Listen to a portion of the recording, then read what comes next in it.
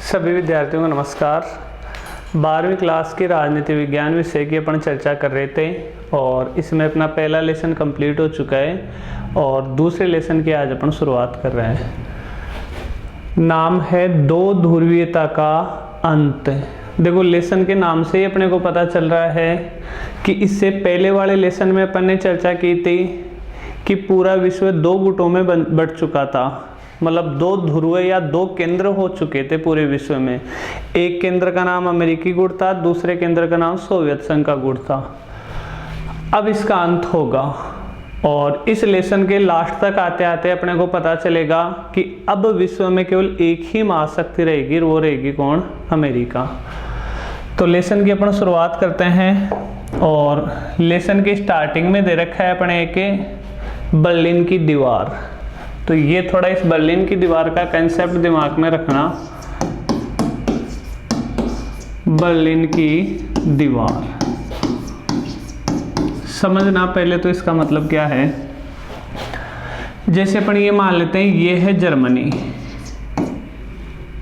ये क्या है? जर्मनी।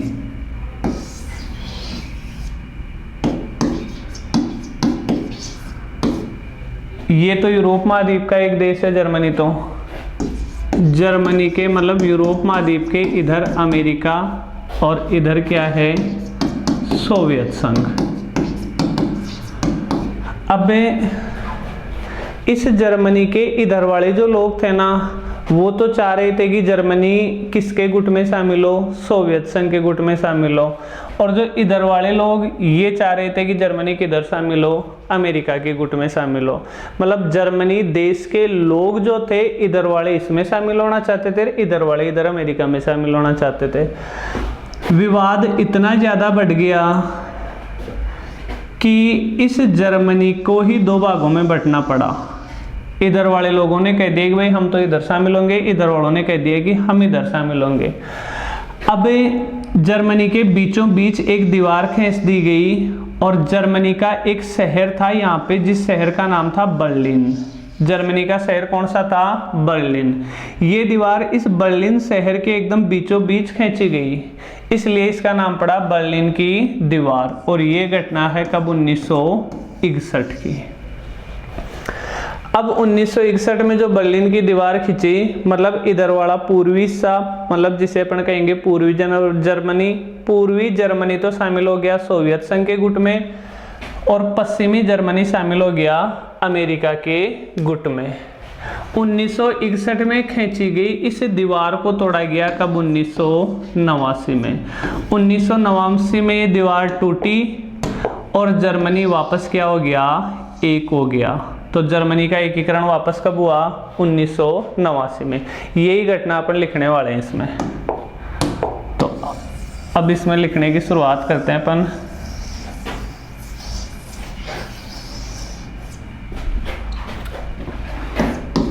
« 1961 में जर्मनी दो भागों में बंट गया। दो भागों में बंट गया। पूर्वी जर्मनी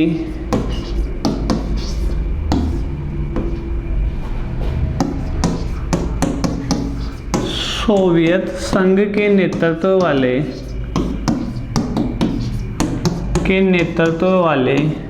मतलब सोवियत संघ का जो नेतृत्व वाला गुट था, जिसे अपन समाजवादी गुट या साम्यवादी गुट भी कह सकते हैं।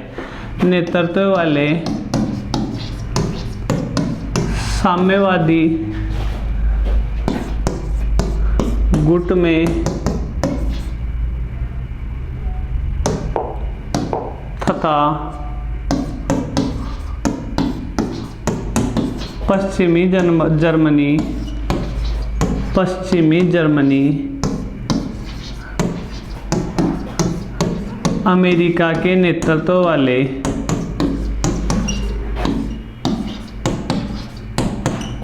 कौन सा गुट है? पूंजीवादी गुट।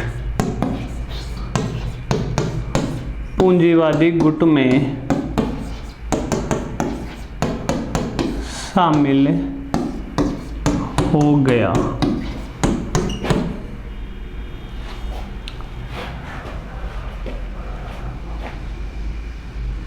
अब इसका स्क्रीनशॉट ले, आगे वाले पेज पे लिखते हैं बाकी बातें।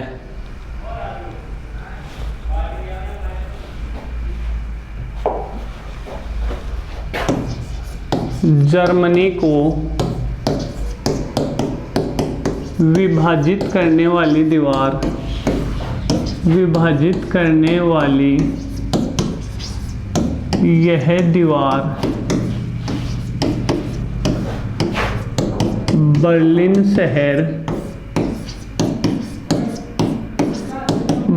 शहर के मध्य से खींची गई, अतः इसे क्या कहते हैं? बर्लिन की दीवार कहते हैं। बर्लिन की दीवार कहते हैं। ये तो बर्लिन की दीवार का कॉन्सेप्ट हो गया। फिर 1989 में इस दीवार को, अब ध्यान रखना, इस दीवार को देखो तोड़ा किसने? क्योंकि भाई ना तो अमेरिका का कुछ बिगड़ रहा था, ना ही सोवियत संघ का कुछ बिगड़ रहा था। तो बिगड़ रहा था तो किसका बिगड़ रहा था? बेचारे जर्मनी के लोगों का बिगड़ रहा था। वहाँ के लोग आपस में दो भागों में बढ़ चुके थे, तो वहाँ के लोगों ने ही फिर एकजुटता दिखाते हुए क्या था, देखो जर्मनी की जो बर्लिन की जो दीवार खींची गई थी। अब भाई कई यार दोस्त तो जुदा हो ही गए ना, इधर वाले भी चाहते थे कि इनसे बात करें, इधर वाले भी चाहते थे कि उनसे बात करें। लास्ट में दोनों पक्षों ने निर्णय लिया कि भी इस दीवार को तोड़ दो और वापस अपन तो एक साथ रहेंगे। इस दीवार को आम जनता ने तोड़कर, ये दिमाग में रखना, इस बर्लिन की दीवार को तोड़ा किसने था? वहां के लोगों ने ही तोड़ा था। ये दिमाग में जरूर रखना। आम जनता ने तोड़कर जर्मनी को वापस एक किया। इस बर्लिन की दीवार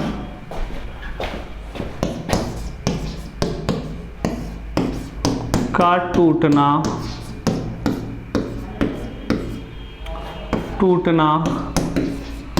शीत युद्ध की समाप्ति का प्रतीक माना जाता है। देखो 1991 में शीत युद्ध का अंत हो गया था। जो 1945 से जो शीत युद्ध शुरू हुआ था, मतलब अमेरिका और सोवियत संघ के मध्य शीत युद्ध की शुरुआत हुई थी 1945 में, द्वितीय विश्व युद्ध के बाद में। वो शीत युद्ध समाप्त हुआ था 1991 में। तो 1991 में शीत युद्ध पूरी तरह समाप्त हो चुका था, लेकिन इस शीत युद्ध के पतन की या शीत युद्ध के अंत की शुरुआत कब हो चुकी थी? बर्लिन की दीवार के टूटने से। तो इसका आप ले स्क्रीनशॉट, ये नहीं उतारना। अब इसके बाद में अपन बात करते हैं सोवियत अर्थव्यवस्था। एक क्वेश्चन के रूप में लिखते हैं इसको, सोवियत अर्थव्यवस्था तथा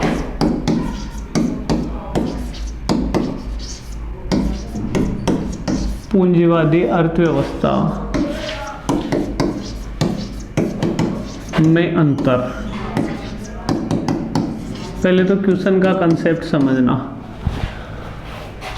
मतलब एक तो अर्थव्यवस्था थी सोवियत संघ की, जिसे समाजवादी अर्थव्यवस्था कहते हैं। एक अर्थव्यवस्था थी अमेरिका की, जिसे पूंजीवादी अर्थव्यवस्था कहते हैं। तो इन दोनों में अपने को अंतर करना है, या तो आप इसको यहाँ अपन ऐसे लिख लेते हैं, क्योंकि सोवियत संघ की अर्थव्यवस्था कैसी थी? समाजवादी।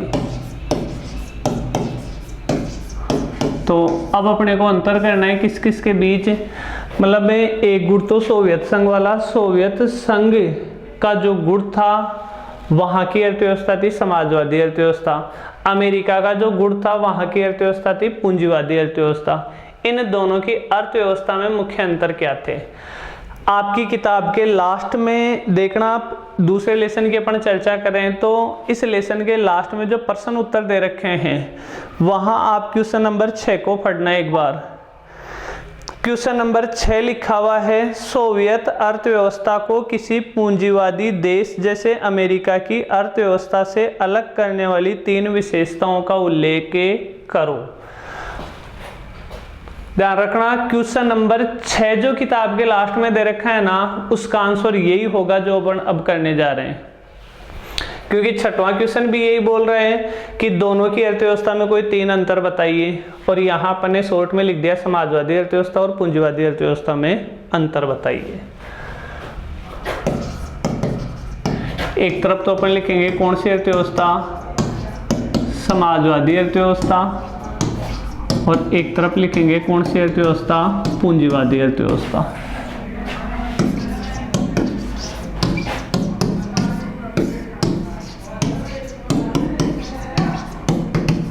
अब बेसिक सा दोनों में अंतर समझना। एक कोई देश है, ये देश हो गया, इस देश में A B C D E F G H I J ये लोग हैं यहाँ रहने वाले। A तो कमाता है महीने के 1 लाख रुपए, B कमाता है महीने के 5 लाख रुपए, C कमाता है महीने के 1000 रुपए, D कमाता है महीने के 500 रुपए, E एकदम बेरोजगार, F कमाता है महीने के 10 लाख रुपए, ये कमाता है महीने के 1 लाख रुपए, ये कमाता है महीने के 2000 रुपए, और ये कमाता है महीने के 5000 रुपए। क्योंकि भाई किसी भी देश में हर किसी की इनकम बराबर तो होती नहीं। अब होता क्या है, पहले मैं आपको बताऊंगा समाजवादी अर्थव्यवस्था के बारे में। जहां समाजवादी अर्थव्यवस्था होती है ना, वहां तो क्या होता है सिस्टम, देखो समाजवाद का शाब्दिक अर्थ होता है समानता। क्या होता है? समानता। तो क्या इन सब में समानता है? इनमें बिल्कुल भी समानता नहीं है। अब सरकार की जिम्मेदारी है कि वो इन सब में किसकी स्थापना करे? समानता की स्थापना करे। तो समाजवादी अर्थव्यवस्था जिस देश में होती है ना, उस देश में क्या सिस्टम होता है कि इन सब की जो भी इनकम हुई ना, वो सारी इनकम जमा होगी किसके पास है? सरकार के पास। किसके पास जमा हुई? सरकार के पास। अब इनके पास बिल्कुल भी पैसा नहीं है, सारा पैसा किसके पास जमा हो गया? सरकार के पास जमा हो गया। अब सरकार सबको 2-2, 3-3 हजार रुपए दे देगी सबको बराबर, या फिर अपन ये मान लेते हैं सबको 5-5 हजार रुपए दे दिए सरकार ने। सबके साथ समानता हुई कि नहीं? सबको बराबर पैसा मिला कि नहीं? सबको बराबर पैसा मिल गया। अब बात आई निवास की। सबके मकान बना के देगी कौन? सरकार। सरकार द्वारा बनाए गए मकान सभी के लिए एक समान होंगे। ये नहीं कि किसी की बहुत ऊंची बिल्डिंग, किसी की कमजोर बिल्डिंग, सबको एक साथ मकान मिलेंगे, एक समान मकान मिलेंगे। इसके अलावा प्रत्येक कॉलोनी में सरकार ने भोजन की व्यवस्था कर दी कि भाई प्रत्येक कॉलोनी है जहाँ 10-20 घर हैं, वहाँ एक भोजन की व्यवस्था कर दी सरकार ने। सब लोग वहीं पे भोजन करेंगे। अब एक चीज बताओ आप, सबको एक साथ मतलब सबको एक समान रहने के मकान मिले, सबको एक समान खाना मिल रहा है, सबके पास बराबर पैसा है, बताओ समानता की स्थापना हुई कि नहीं हुई? तो ये अर्थव्यवस्था तो कौन सी अर्थव्यवस्था? समाजवादी अर्थव्यवस्था। अब बात करें अपन पूंजीवादी अर्थव्यवस्था की। पूंजीवादी अर्थव्यवस्था में क्या होता है? ये पूंजीवादी अर्थव्यवस्था की जनसंख्या है, कोई लाख कमा रहा है, कोई 5 लाख, कोई 1000, कोई 500, कोई कुछ नहीं कमा रहा, कोई 5000, 2000, कोई 1 लाख, कोई 10 लाख। सरकार कोई इंटरफेयर नहीं करेगी। जो जितना कमा रहा है वो पैसा उसका है, जो नहीं कमा रहा है इसमें सरकार की कोई जिम्मेदारी नहीं है। सरकार लोगों के मामले में कोई इंटरफेयर नहीं करेगी। ये अर्थव्यवस्था कौन सी? पूंजीवादी अर्थव्यवस्था। भारत में हालांकि इन दोनों के बीच की अर्थव्यवस्था को अपना रखा है, मिश्रित अर्थव्यवस्था को। अब आपको हो सकता है कौन सी अर्थव्यवस्था बेहतर लगे, आप पे निर्भर है। लेकिन किसी भी देश में पूरी तरह समाजवादी अर्थव्यवस्था लागू करना पॉसिबल है नहीं। क्यों नहीं है? क्योंकि यदि पूरी तरह समाजवादी अर्थव्यवस्था अगर किसी देश में लागू कर दी गई तो लोग बाग कमाना छोड़ देंगे। हर व्यक्ति ये प्रयास करेगा कि मैं तो इसकी तरह मतलब ई की तरह दिन भर सोता रहूं, बिल्कुल भी काम ना करूं, क्योंकि काम नहीं करेगा तो भी वही भोजन, वही निवास और वही पैसा मिलेगा, और काम करेगा तो भी वही पैसा मिलेगा। इसलिए यहाँ कोई काम करना पसंद नहीं करेगा। यही कारण था कि भाई सोवियत संघ की अर्थव्यवस्था का तो धीरे धीरे पतन हो गया और आज विश्व में एकमात्र महाशक्ति धीरे धीरे उभर कर कौन आई? अमेरिका, जिसकी अर्थव्यवस्था कैसी थी? पूंजीवादी। अब इन दोनों में अपन अंतर करने का प्रयास करें तो सुनते जाना आप अंतर। पहला अंतर अपन समाजवादी अर्थव्यवस्था की तरफ तो लिखेंगे क्या कि ये व्यवस्था जो है ना वो समानता पर बल देती है। किस पर बल देती है? समानता पर बल देती है। अर्थात ऐसे समाज का निर्माण चाहती है जहां ना कोई गरीब हो ना कोई अमीर हो। बल किस पर दे रही है? समानता पर। यह अर्थव्यवस्था स्वतंत्रता पर और योग्यता पर बल देती है। मतलब लोगों को स्वतंत्र छोड़ दिया, अपनी योग्यता के हिसाब से जो जितना कमाओ वो उसी हिसाब से खाओ। ये व्यवस्था समानता पर बल देती है, ये व्यवस्था स्वतंत्रता और योग्यता पर बल देती है। पहला अंतर तो ये लिखूंगा मैं बोर्ड पे। दूसरा अंतर समझना। दूसरा अंतर अपन ये लिख सकते हैं इसमें कि इस व्यवस्था में पूरी तरह जनता पर किसका कंट्रोल होता है? सरकार का। किसका कंट्रोल होता है? सरकार का कंट्रोल होता है, क्योंकि सरकार कंट्रोल करेगी तभी तो ये पैसा सरकार के पास जमा हो पाएगा। समझ गए बात? तो यहां पूरी तरह कंट्रोल किसका हुआ? सरकार का। मतलब अर्थव्यवस्था पे, इन आर्थिक क्रियाओं पर किसका कंट्रोल हो रहा है? सरकार का। जबकि यहां पर लिखेंगे यहां आर्थिक क्रियाओं पर या उत्पादन के सभी साधनों पर किसका नियंत्रण होता है? व्यक्ति का खुद का नियंत्रण होता है। समझ गए अंतर नंबर 2। तीसरा अंतर लिखेंगे यह नियोजन आधारित अर्थव्यवस्था है और ये मुक्त बाजार। तीसरा हो सकता है आपके समझ में नहीं आए, 2 अंतर में लिखता हूं, फिर तीसरा तो आज समझा दूंगा।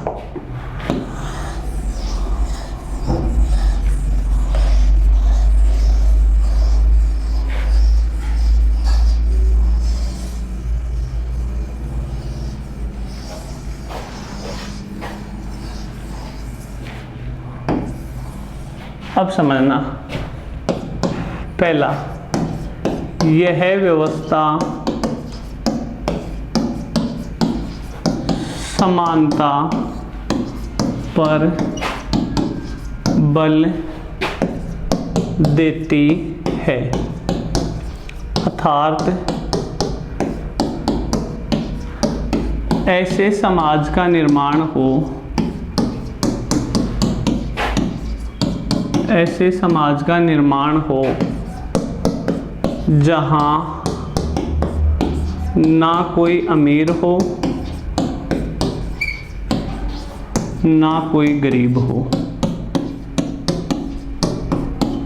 ना कोई अमीर हो और ना कोई गरीब हो।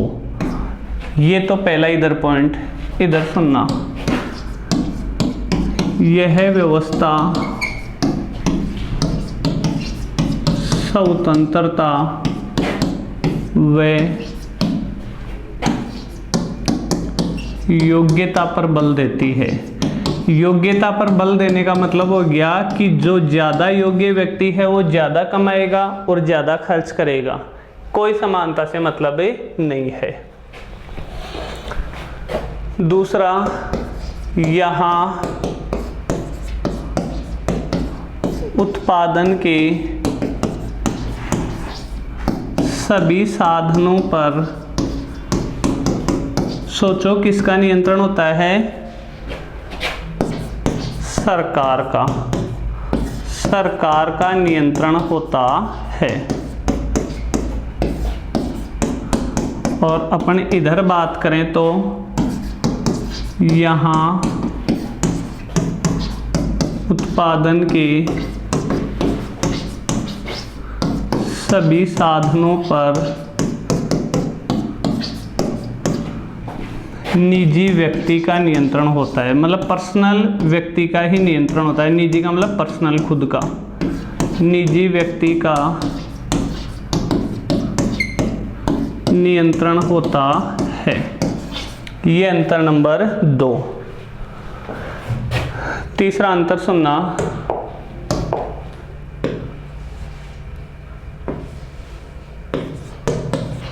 यहाँ की अर्थव्यवस्था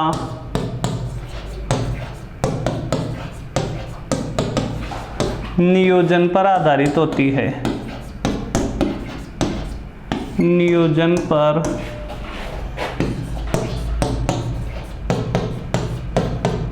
आधारित होती है। इधर अपन तीसरा पॉइंट लिखेंगे, यहाँ की अर्थव्यवस्था मुक्त बाजार पर आधारित होती है।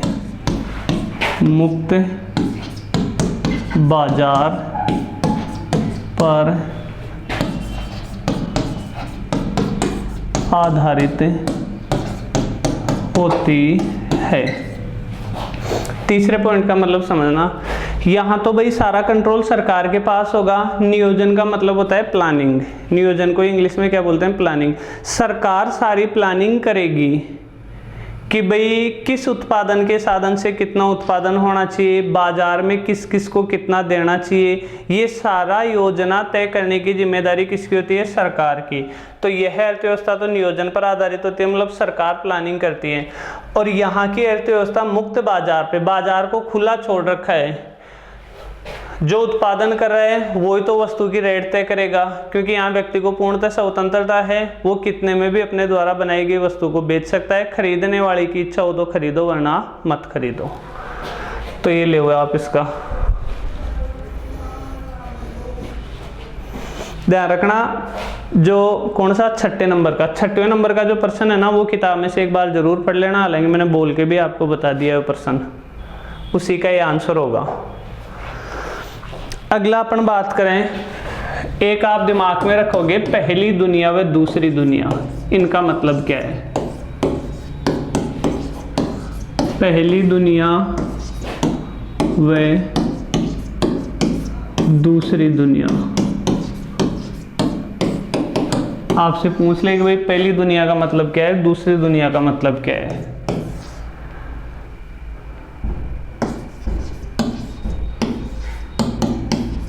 अमेरिका के नेतृत्व में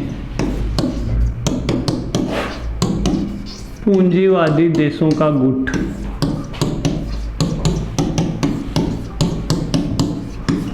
एक तो देखो इस गुट के बारे में आपने सुन रखा है, एक सुन रखा आपने कौन से गुट के बारे में?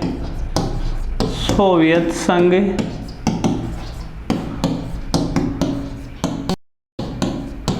के नेतृत्व में समाजवादी या साम्यवादी, एक ही बात है, समाजवादी देशों का गुट।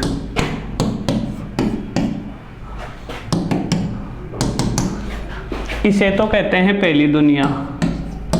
इसे क्या कहते हैं? पहली दुनिया। इसे पहली दुनिया कहते हैं।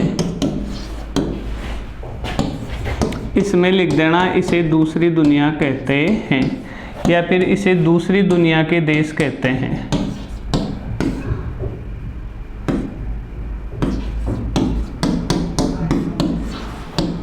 तो दूसरी दुनिया के देश ये वाले और पहली दुनिया के देश ये वाले। क्लियर? अब आगे बढ़ते हैं अपन।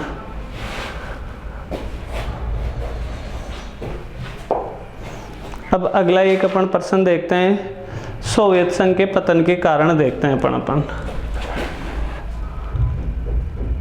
हेडिंग डाल लो, चाहे क्वेश्चन के रूप में डाल लेना, क्योंकि भाई सोवियत संघ का तो अपने को पता है कि सोवियत संघ का पतन हो जाएगा 1991 में। तो कुछ कारण अपने को देखने हैं कि सोवियत संघ में ऐसी कौन सी कमी थी जिसकी वजह से उसका पतन हुआ।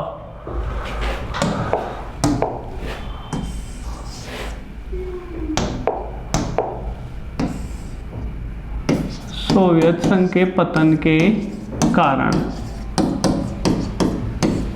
पतन के कारण या सोवियत संघ के विभाजन के कारण, एक ही बात है।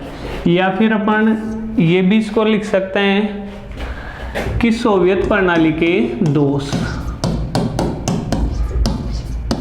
क्योंकि भाई कुछ दोष होंगे सोवियत शासन की प्रणाली में, तभी तो उस सोवियत शासन प्रणाली का पतन हुआ होगा। तो अपन ये भी कह सकते हैं कि सोवियत शासन प्रणाली के कौन कौन से दोष थे, क्या क्या वहाँ की कमियां थी, उनका अपन अध्ययन करेंगे। या फिर अपन ये भी कह सकते हैं कि इन कारणों की वजह से ही फिर सोवियत संघ का क्या होगा, पतन होगा। तो आपसे एग्जाम में चाहे कैसा भी प्रश्न पूछे कि भाई सोवियत संघ के विभाजन के कारण बताइए, तो भी आंसर ध्यान रखना यही होगा। सोवियत संघ के पतन के कारण बताइए, तो भी आंसर यही होगा। सोवियत प्रणाली के प्रमुख दोष बताइए, तो भी आंसर वही होगा।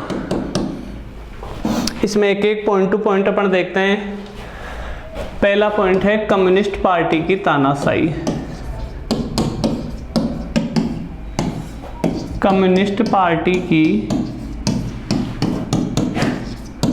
तानाशाही सुनना, इसका मतलब क्या है। जो देश था सोवियत संघ, उस सोवियत संघ में एक ही पार्टी का शासन था। एक लगभग अपन आंकड़े देखें तो लगभग उस देश में सोवियत संघ में 70 सालों तक एक ही पार्टी का शासन था और उस पार्टी का नाम था कम्युनिस्ट पार्टी।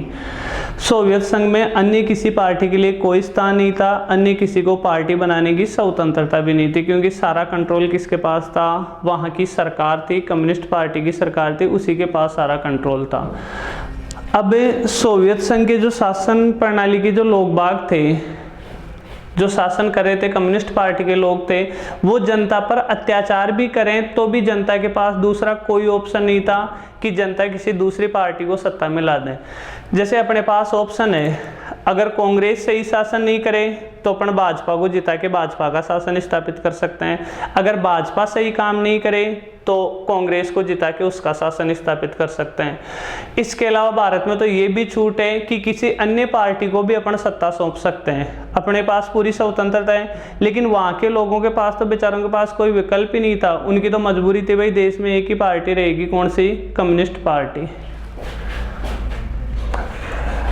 तो इसके वर्णन में अपन लिख सकते हैं, सोवियत संघ में लगभग 70 वर्षों तक कम्युनिस्ट पार्टी ने शासन किया। कम्युनिस्ट पार्टी ने शासन किया। यहाँ अन्य किसी पार्टी के लिए कोई स्थान नहीं था। जनता भी इस पार्टी की तानाशाही कह दो चाहे निरंकुशता कह दो, से परेशान हो चुकी थी।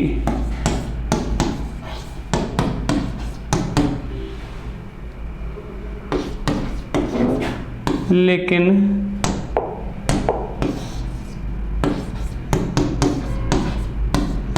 जनता के पास अन्य कोई विकल्प नहीं था।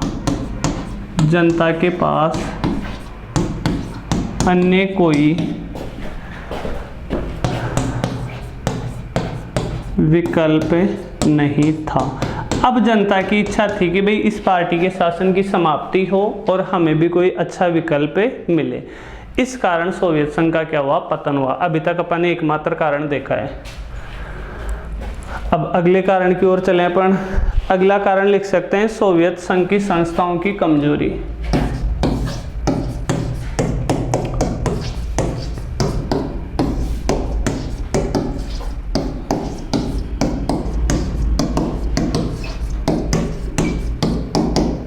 संस्थाओं की कमजोरी, इसमें देखना आप नॉर्मल सी बातें हैं, ये आप समझ जाओगे। मैं लिखता हूँ एक बार बोर्ड पे। सोवियत संघ की, देखो जो भी संस्थाएं थी, चाहे वो राजनीतिक संस्था हो, मतलब राजनीतिक संस्था का मतलब शासन करने वाली संस्था हो, चाहे आर्थिक संस्था हो, आर्थिक संस्था में अपन वहाँ के उद्योग धंधे वगैरह ये ले सकते हैं। सोवियत संघ की राजनीतिक व आर्थिक संस्थाएं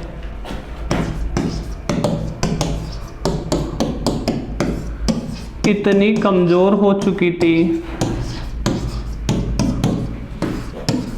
इतनी कमजोर हो चुकी थी कि वे लोक कल्याण, मतलब जनता के कल्याण के लिए कार्य नहीं कर पा रही थी। लोक कल्याण के कार्य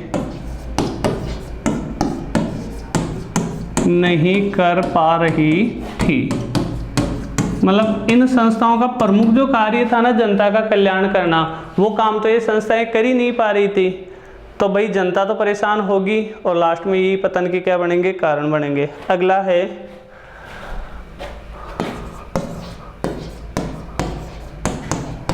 परमाणु हथियारों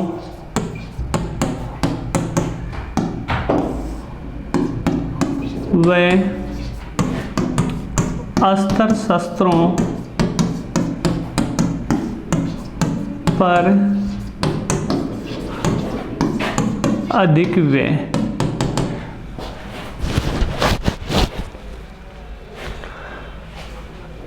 मतलब देश के पास जो पैसा है, एक तो वो लोगों के विकास पे खर्च किया जाए, लोगों का विकास हो, और एक दूसरा तरीका ये है कि पड़ोसियों के साथ युद्ध करते रहो और हथियारों पे वो सारा पैसा खर्च करते रहो। बताओ पैसे का आनंद कब आएगा, जब सरकार जनता के, मतलब अपने जैसे लोगों के विकास पर पैसा खर्च करे। जबकि वहाँ की सरकार को तो भाई युद्ध लड़ना था किसके साथ, पूंजीवादी देशों के साथ। तो वहाँ की सरकार, मतलब सोवियत संघ की सरकार अपने अधिकांश पैसे कहाँ खर्च कर रही थी, परमाणु हथियारों में या अन्य हथियारों में। जब वहाँ अधिक खर्चा कर पा रही थी तो देश का आर्थिक विकास क्या होता गया, धीरे धीरे कमज़ोर होता गया। तो अपन यहाँ लिख सकते हैं सोवियत संघ का अधिकांश पैसा हथियारों पर खर्च हो रहा था। इस कारण सरकार अन्य क्षेत्रों का विकास कार्य नहीं कर पा, अन्य क्षेत्रों का विकास कार्य नहीं करवा पा रही थी, नहीं करवा पा रही थी। एक पतन का कारण अपन ये बता सकते हैं। ले आप इसका स्क्रीनशॉट। 3 पॉइंट हो गए हैं अपने। चौथे पॉइंट में अपन देख सकते हैं पश्चिमी देशों की तुलना में पिछड़ना।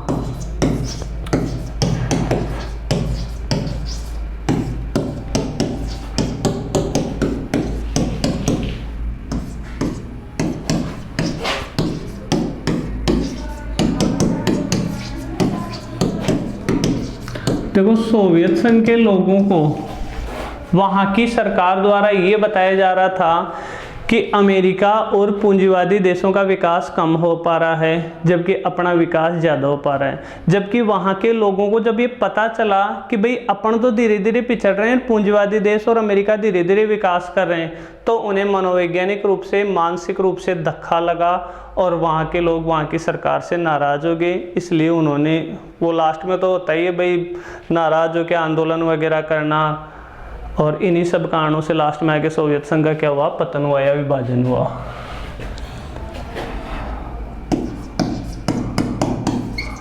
सोवियत संघ का औद्योगिक विकास सोवियत संघ का औद्योगिक विकास, ये समझ आना औद्योगिक लिखा हुआ है, औद्योगिक विकास व आर्थिक विकास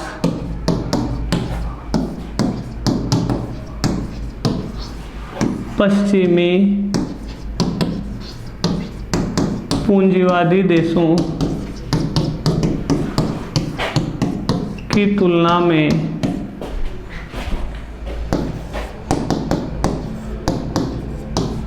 काफी कम था। जब यहाँ के लोगों को, मतलब सोवियत संघ के लोगों को इसका पता चला कि भाई अपने दुश्मन देश का ज़्यादा विकास हो गया है, इस बात का पता चला तो उन्हें मनोवैज्ञानिक वर्ड समझ में आए तो ये लिख देना, वरना मानसिक लिख देना, मनोवैज्ञानिक रूप से धक्का लगा। पांचवा कारण अपन ये बता सकते हैं, सॉरी चौथा कारण।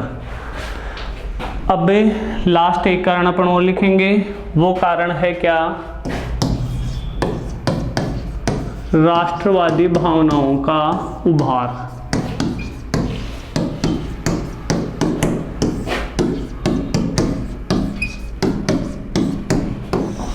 इसमें लिख देता हूं मैं कि भाई सोवियत गणराज्य, मतलब सोवियत संघ जो था ना, या सोवियत गणराज्य में कुल 15 देश शामिल थे, लेकिन इन सभी में केवल रूस का वर्चस्व या प्रभुत्व था, जो अन्य 14 देशों को बर्दाश्त नहीं हुआ।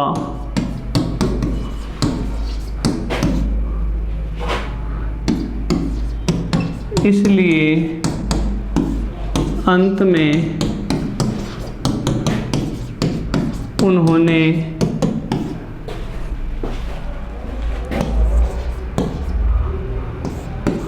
अपने को सोवियत गणराज्य से अलग करने की घोषणा कर दी। अब समझना, देखो ये थोड़ी समझने वाली चीज़ है।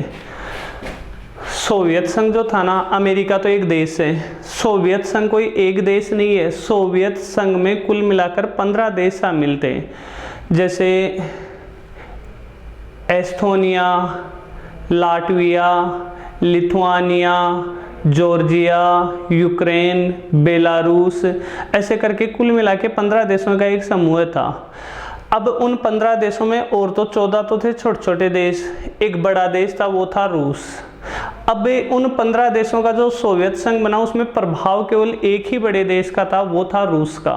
अब अन्य देशों को धीरे धीरे लगने लगा था कि भाई अपन रूस का प्रभुत्व बर्दाश्त नहीं करेंगे, इससे अच्छा होगा कि सोवियत गणराज्य से अपने को क्या हो जाना चाहिए, अलग हो जाना चाहिए।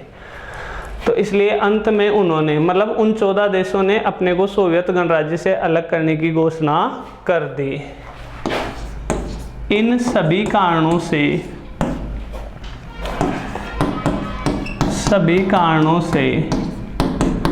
1991 में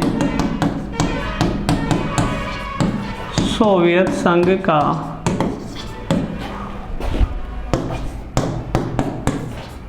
विभाजन हो गया।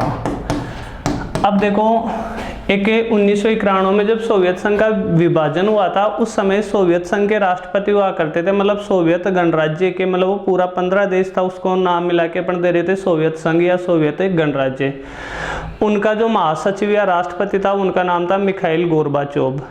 मिखाइल गोर्बाचोव ने भी कुछ ऐसे प्रयास किए थे, सुधार करने के प्रयास किए थे, और वो सुधार भी सोवियत संघ के पतन के लास्ट में क्या बन गए थे, कारण बन गए थे। तो मिखाइल गोर्बाचोव के कौन से सुधार हुए थे, इन सुधारों की चर्चा के साथ नेक्स्ट वीडियो पर शुरू करेंगे। धन्यवाद। जय हिंद, जय भारत।